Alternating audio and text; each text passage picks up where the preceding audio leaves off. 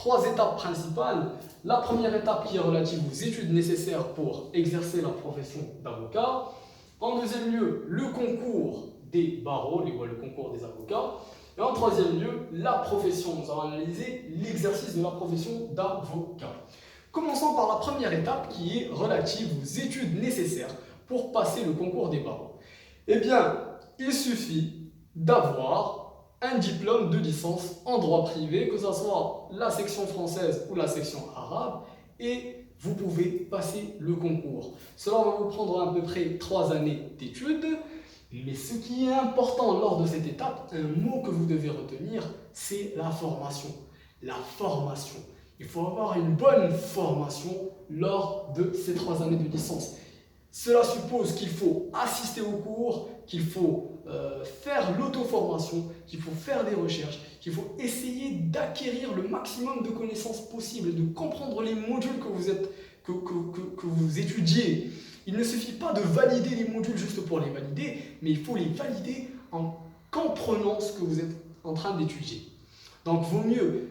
Là, c'est donc c'est comme si vous ne faites rien, puisque vous allez passer un concours et vous allez être jugé sur votre formation. Donc, il faut vraiment miser sur la formation pendant les 3 années de licence et faire le maximum possible pour avoir une bonne formation.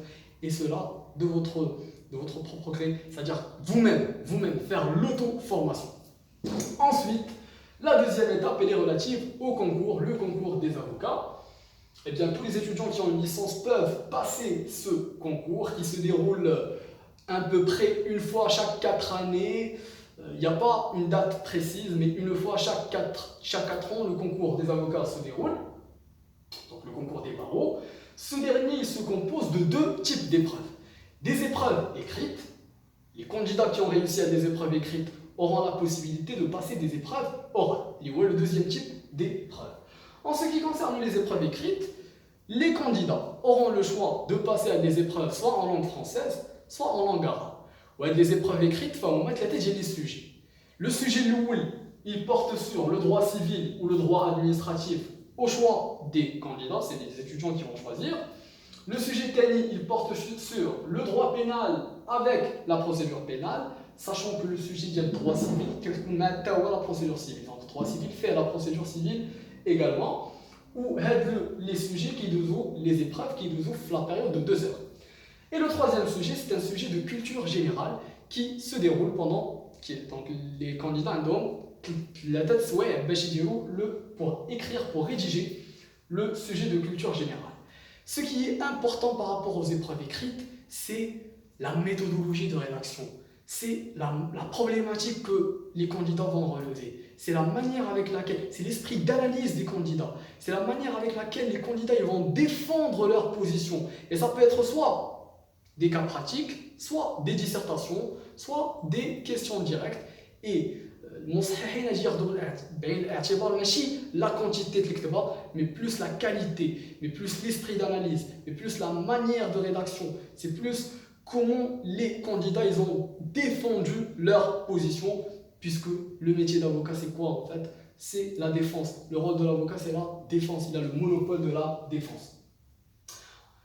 Après, les étudiants qui ont réussi les épreuves écrites, bien évidemment, ils peuvent passer les épreuves orales devant un jury. Donc il y aura un jury, un ensemble de personnes, et les candidats ils vont présenter des sujets devant les personnes qui vont leur poser des questions.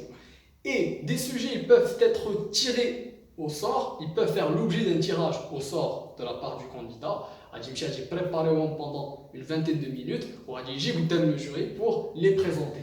Les sujets qui peuvent être tirés au sort, ça va être des sujets le droit de la famille ou droit commercial, procédure pénale ou procédure civile. Après, il y a d'autres sujets qui sont obligatoires, des sujets qui concernent la matière de l'organisation judiciaire et des sujets qui concernent la loi 2808 relative à la profession d'avocat. Ce qui est important pour les épreuves orales, c'est l'éloquence, c'est la manière avec laquelle tu vas présenter le sujet, c'est la manière avec également, comme je viens de dire, la manière avec laquelle tu vas défendre. Comment tu vas défendre? Tu peux avoir une position qui est défavorable, mais si tu sais comment défendre, les jurys vont prendre cela en considération.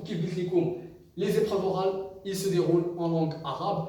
Voilà qu'il les jurys, pour les étudiants de droit en français, ils font qui déroulent c'est-à-dire il a peut-être l'écrit kelma ou le français, ça peut passer, mais bien évidemment, il faut vraiment, lors de votre préparation au concours, il faut vraiment se focaliser sur la traduction des termes, la traduction des modules lors de vos préparations. Et pour préparer ce concours, on peut dire qu'il faut une période d'à peu près de 2 mois. Donc 2 mois, c'est largement suffisant pour préparer les épreuves écrites et les épreuves orales et réussir le concours des barreaux. Passons à présent à la profession d'avocat. Donc tous les candidats qui ont réussi les épreuves écrites et les épreuves orales, ils vont obtenir un certificat d'exercice de la profession.